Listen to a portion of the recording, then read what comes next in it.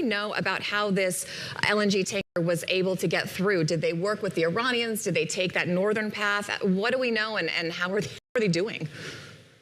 You know, there aren't a ton of details available. We're trying to figure it out at the moment, but they did take the northern route, which indicates that there was some sort of coordination with Iran. It is very, there have been many attempts by Qatar to send LNG through the Strait of Hormuz, and I've seen multiple ships kind of make its way towards the strait on the western side and then turn around, seemingly because they weren't able to get permission or the situation became potentially too dangerous for the ship to go through.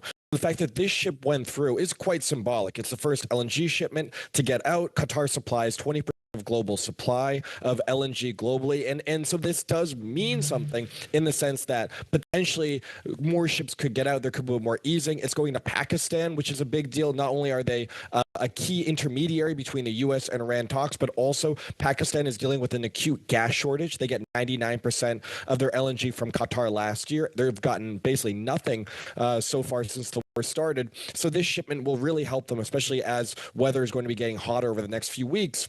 That being said, it is symbolic. It doesn't really change the balance. On a normal day, before the war, 3 shipments of LNG would go through the west to east side of Hormuz on a daily basis. It would be exported out of the Persian Gulf. So this one single shipment doesn't mean that there's going to be an avalanche of supply. In fact, the other ships within the Persian Gulf don't really appear that they're kind of making their way to that key waterway at the moment.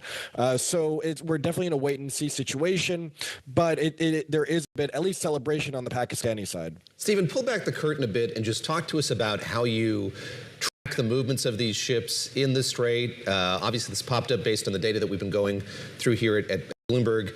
What gives us visibility into the movements that we're seeing in the Strait? And what you mentioned that we had 3 ships going through prior to this crisis beginning.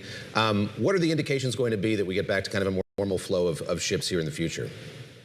Yeah, so what's really interesting is that global ships, they have these things called AIS. Basically, we're tracking them with satellites. They send signals up to the satellites so we can see where they are.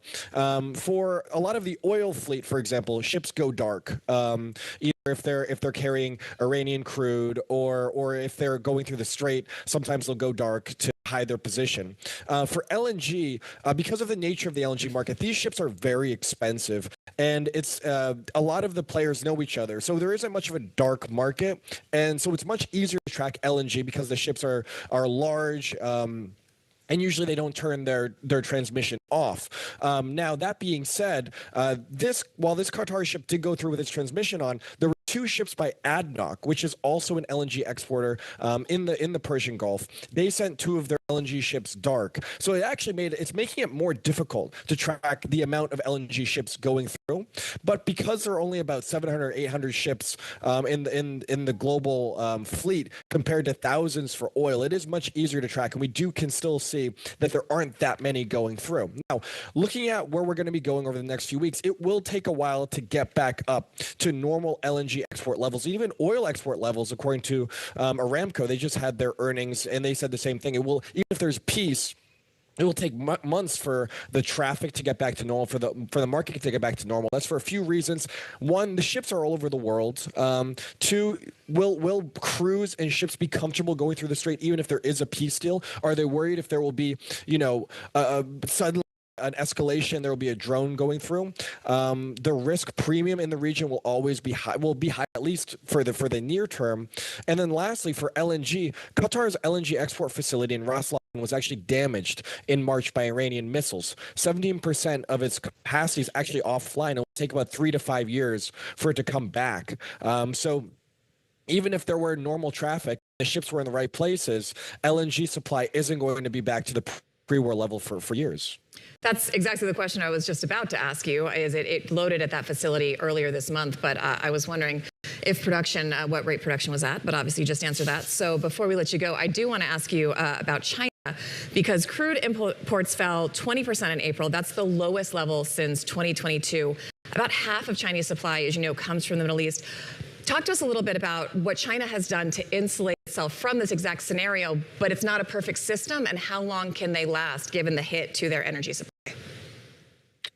I think China for much of the last decade has cared so much about energy security, and they've diversified in so many different ways. I could go, we could talk for an hour about what they've done, but let's just look at oil, for example. They've actually been increasing their domestic oil production. They're also very strategic with their reserves. A lot of last year, we were talking about run rates being sort of low at Chinese refineries, and yet their imports for crude were so high because they were filling up their strategic reserves. When oil and Brent was around $60, $70, the Chinese were buying. So they actually have a lot of strategic reserves there as well. They've limited the amount of fuel that they're also exported. It's been going on and off, but in the early days of the war, they asked the refiners to kind of cut back on exports there. And at the same time, when you look at how they consume oil, that's also shifting. This is more of a long-term story, but the EV boom and the electric truck boom, everything in China means that they're going to be depending less and less on fuel in the future. Now, in the immediate term, there are some pressure points, and I think one of them still is natural gas. 30% of their LNG came from Qatar last year, and while the country itself also, again, like oil, is very insulated, they've got domestic gas supply, they've got inventories, they've also got pipeline imports from Russia. The LNG actually does play a somewhat key role in the Guangdong region of China, and that region is basically China's factory. It might not be well known to the rest of the world, but it's got the economic power of South Korea. It's huge, and because of its location on China's eastern coast, they do import quite a bit of LNG for power production as well as use in petchems and other industries. And so if it starts to get really hot, for example, this summer, and if there's a draining of hydro facilities, then you could see a crunch in China for gas if they're not able to get what they're getting from the Middle East. Likewise, also for oil to an extent.